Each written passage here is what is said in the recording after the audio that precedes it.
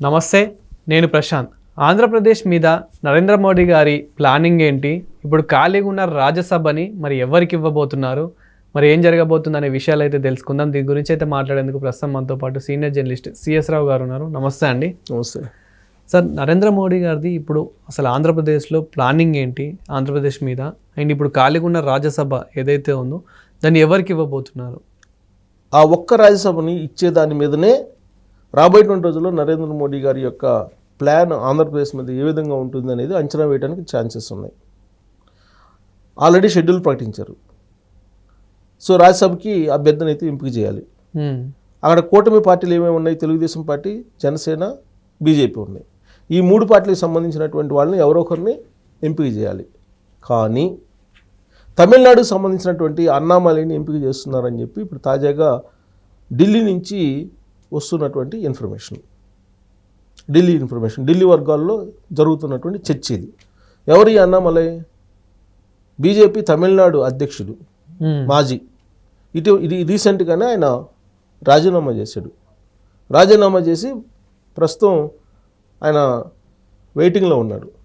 బేసికల్గా ఆయన ఐపీఎస్, కర్ణాటకకు సంబంధించినటువంటి కర్ణాటక క్యాడర్, ఆయన ఐపీఎస్ కర్ణాటకలో చేస్తూ వాలంటరీ రిటైర్మెంట్ తీసుకొని బీజేపీలో జాయిన్ అయ్యాడు. బీజేపీలో జాయిన్ అయ్యి తమిళనాడు బీజేపీ అధ్యక్షుడిగా పనిచేసి తమిళనాడులో బీజేపీని బలోపేతం చేసే దాంట్లో చాలా వరకు సక్సెస్ అయ్యాడు అతను. మరి ఆల్ ఆఫ్ సడన్గా ఎందుకు ఆయన్ని రాజీనామా చేయించారు బీజేపీ అధ్యక్ష పదవి నుంచి అని చెప్పి అనుకోవచ్చు. అక్కడ అన్నాడీఎంకే తోటి పొత్తు పెట్టుకునే దానికి అన్నామలై చేత రాజీనామా చేయించారు అనేది ఒక వర్షన్ వినిపిస్తుంది. ఎందుకు? అక్కడ పళనిస్వామిని సీఎం అభ్యర్థిగా అనౌన్స్ చేసి బీజేపీ అన్నాడీఎంకే తోటి పొత్తు పెట్టుకొని అసెంబ్లీ ఎన్నికలకు వెళ్తుంది. ఒకవేళ అన్నామలై ఉంటే కనుక బలమైన నాయకుడు బీజేపీలో ఉన్నాడు కాబట్టి రాబోయే రోజుల్లో బీజేపీ అధికారంలోకి వస్తుందనేటువంటి ప్రచారం వెళ్తే కూటమికి ఓట్ బ్యాంకు నష్టం జరుగుతుంది అనే ఉద్దేశంతో అన్నామలైని రాజీనామా చేయించారు అనేది ఒక అభిప్రాయం తమిళనాట చక్కలు కొడుతుంది. తెలంగాణలో ఏ విధంగా అయితే 2023 అసెంబ్లీ ఎన్నికలకు ముందు బండి సంజయ్ గారి చేత రాజీనామా చేయించారు, సేమ్ అదే తరహాలో అక్కడ చేయించారు అనేది. సో ఇప్పుడు అక్కడ అన్నాడీఎంకే తోటి పొత్తు పెట్టుకున్నారు. అక్కడ అధికారంలోకి రావాలి కూటమి అని చెప్పి ఏ విధంగా అయితే ఆంధ్రప్రదేశ్లో కూటమి అధికారంలోకి వచ్చిందో అదే తరహాలో తమిళనాడులో కూడా విజయ్ పార్టీ ఉంది ఒకటి. జనసేన పార్టీ లాగా ఆడ హీరో విజయ్ కూడా ఒక పార్టీ పెట్టారు. ఆ పార్టీ కూడా కూటమిలో కలిసే అవకాశం ఉందని చెప్పి అంటున్నారు. ఇప్పటివరకు అయితే అఫీషియల్గా ఎక్కడ కూడా భాగస్వామ్యం అనౌన్స్ చేయలేదు. ప్రస్తుతానికైతే అన్నాడీఎంకే అలాగే బీజేపీ కూటమి అయితే అనౌన్స్ అయింది. అమిత్ షా గారు అఫీషియల్గా అనౌన్స్ చేశారు. సీఎం అభ్యర్థి కూడా పళనిస్వామి పేరుని అనౌన్స్ చేసేసారు. ఇంతవరకు క్లారిటీ ఉంది. సరే, విజయ్ పార్టీ కలుస్తుందా, భాగస్వామ్యం అవుతుందా లేదా అనేది ఫర్దర్గా తెలిసేటువంటి అవకాశం ఉంది. అది కూడా కలిసే అవకాశం ఉందని చెప్పి తెలుస్తుంది. అంటే ఆంధ్రప్రదేశ్లో ఏ ఈక్వేషన్ తోటైతే 2024 ఎన్నికల్లో వెళ్ళారో అదే ఈక్వేషన్ తోటి తమిళనాడులో వెళ్ళాలని చెప్పి అనుకుంటున్నారు. ఈ క్రమంలోనే అన్నామలైని తప్పించారు అక్కడ అధ్యక్ష పదవి నుంచి. మరి అన్నామలైని ఏం చేయబోతున్నారు? పైగా ఆయన వెనుకబడిన వర్గాలకు సంబంధించినటువంటి లీడరు. సో ఆయనకు కనుక అన్యాయం జరిగితే దాని ప్రభావం అసెంబ్లీ ఎన్నికల మీద ఉంటుంది. అందుకని ఆయనకి పదోన్నతి కల్పించాలి. ఏం పదోన్నతి కల్పించాలి?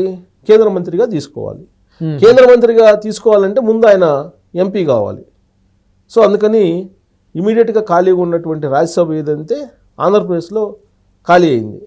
ఆ ఖాళీ అయినటువంటి రాజ్యసభ ఎవరిది? విజయసాయిరెడ్డి గారు ఈ మధ్య రాజీనామా చేశారు వైఎస్ఆర్ కాంగ్రెస్ పార్టీకి. అలాగే రాజ్యసభకు కూడా రాజీనామా చేశారు. దానికి సంబంధించినటువంటి షెడ్యూల్ ఇచ్చేశారు. సో మళ్ళీ ఆ పదవికి విజయసాయిరెడ్డి గారు వస్తారు, బీజేపీలో చేరుతున్నాడని చెప్పి నిన్న మొన్నటి వరకు జరిగినటువంటి ఒక పెద్ద చర్చ. కానీ ఆ ఛాన్సే లేదు, ఆ అవకాశమే లేదు. ఇప్పుడు అన్నామలైని రాజ్యసభని ఆంధ్రప్రదేశ్ నుంచి రాజ్యసభకి ఎంపిక చేసి ఆయన్ని కేంద్ర క్యాబినెట్లో తీసుకునేటువంటి అవకాశం ఉంది.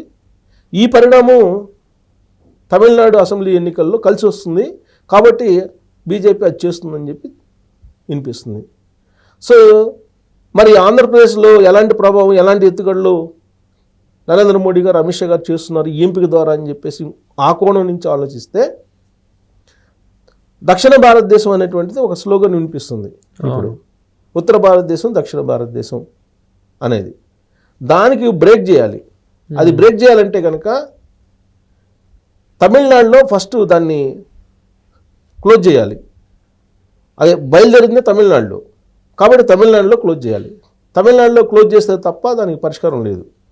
లేదంటే అది ఆంధ్రప్రదేశ్కి కూడా స్ప్రెడ్ అవుతుంది. ఆంధ్రప్రదేశ్ నుంచి తెలంగాణకి ఇలా స్ప్రెడ్ అయ్యేటువంటి అవకాశం ఉంది. సో కాబట్టి ఎక్కడ మొదలైందో అక్కడే దాన్ని నొక్కేయాలనే ఉద్దేశంతో అన్నామలైని ప్రయోగిస్తున్నారు. అన్నామలైని ప్రయోగించడం ఆంధ్రప్రదేశ్ నుంచే ప్రయోగిస్తున్నారు. అంటే ఆంధ్రప్రదేశ్లో దక్షిణ భారతదేశం అనేటువంటి స్లోగన్ లేదు అనేది క్రియేట్ చేస్తారు ఫస్ట్. ఆ తర్వాత తమిళనాడు రాజకీయాల్లో అక్కడ కనుక కూటమి వస్తే అక్కడ మళ్ళీ అన్నామలై కీలకమైన లీడర్గా మారుతారు. ఆయన వెనుకబడిన వర్గాలకు సంబంధించినటువంటి లీడరు. ఆ సామాజిక వర్గం యొక్క ప్రభావం ఇక్కడ ఆంధ్రప్రదేశ్లో కూడా ప్రభావం పడుతుంది. ఎందుకంటే పక్కపక్క సరిహద్దు రాష్ట్రాలు కాబట్టి.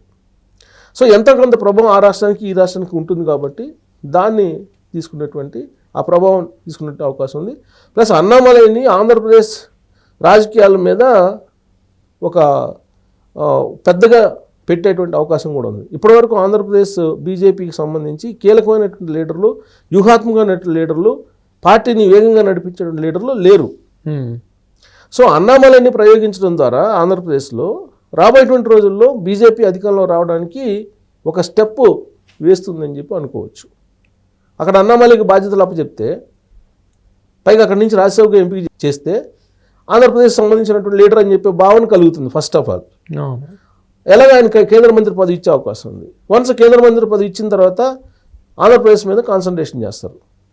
సో అన్నామలైకి ఆంధ్రప్రదేశ్ బీజేపీకి సంబంధించినటువంటి బాధ్యతలు ఒకవేళ నేరుగా అధ్యక్షుడిని కాకపోయినప్పటికి కూడా మొత్తం పర్యవేక్షణ అప్పచెప్పే అవకాశం ఉంది. ఎందుకంటే తమిళనాడులో ఏమీ లేనటువంటి తమిళనాడులో బీజేపీకి ఎంతో కొంత ఆయన బలోపేతం చేయగలిగారు, ఉనికిని కాపాడగలిగారు. ఆంధ్రప్రదేశ్లో కూడా ఆయన బీజేపీని బలోపేతం చేయడానికి పనికొస్తాడనేటువంటి ఉద్దేశంతో ఈ ఉన్నటువంటి ఒకే ఒక్క రాజ్యసభని ఆయనతోటి ఫిలప్ చేయాలనే ఆలోచన చేస్తున్నారని తెలుస్తుంది. విజయసాయిరెడ్డి గారికి అయితే ఇప్పటికిప్పుడు ఇచ్చేటువంటి అవకాశం లేదు. ప్లస్ ఆయన ఏం చెప్తున్నాడు, నేను వ్యవసాయం చేసుకుంటాను, రాజకీయాలతో సంబంధం లేదు అంటున్నారు. కానీ అది ఎవరు నమ్మట్లా. ఆయన గురించి తెలిసినటువంటి వాళ్ళు ఎవరు దాదాపుగా నమ్మట్లా. బీజేపీలో చేరతారు అని చెప్పి తెలుస్తుంది. బీజేపీలో చేరాలంటే చంద్రబాబు నాయుడు గారు ఒప్పుకోవాలి. చంద్రబాబు నాయుడు గారు ఒప్పుకోవాలంటే ఈ లిక్కర్ స్కామ్లో అతను అప్రూవల్గా మారాలి. ఇప్పుడు ఇవాళ విచారణ ఎదుర్కొంటున్నారు. అప్రూవ్గా మారితే అప్పుడు చంద్రబాబు నాయుడు గారు నమ్ముతారు.